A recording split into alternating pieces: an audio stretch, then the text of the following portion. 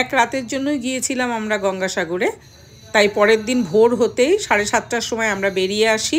এসে দেরি না করে বাসের জন্য অপেক্ষা করিনি, একটা অটো ধরে চলে আসি কচুবেড়িয়া ঘাটে।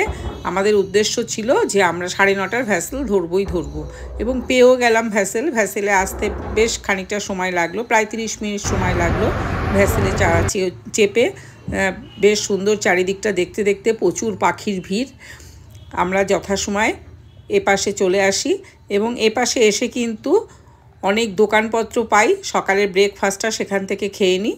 ব্রেকফাস্ট করে আবার সেই একইভাবে ওখান থেকে আমরা একটা অটো ধরে চলে আসি লট নাম্বার 8-এ। লট নাম্বার 8-এ এসে আমরা কলকাতার গাড়ি পেয়ে যাই। 2টোর মধ্যে কিন্তু বাড়ি পৌঁছে গেছি। এইভাবেই আবার আপনারা ফিরতে পারেন। ট্রেনের রাস্তাও আছে, নামখানা থেকে আপনারা ট্রেনেও ফিরতে পারেন শিয়ালদা হয়ে। আমাদের বাসেই সুবিধা ছিল, তাই আমরা বাসেই ফিরে এসেছি। যদি ভালো লাগে তাহলে আমার চ্যানেলটি একটু সাবস্ক্রাইব করে দেবেন এবং লাইক ও শেয়ার করে দেবেন। আপনাদের সঙ্গে দেখা হবে আবার আমার পরের ভিডিওতে।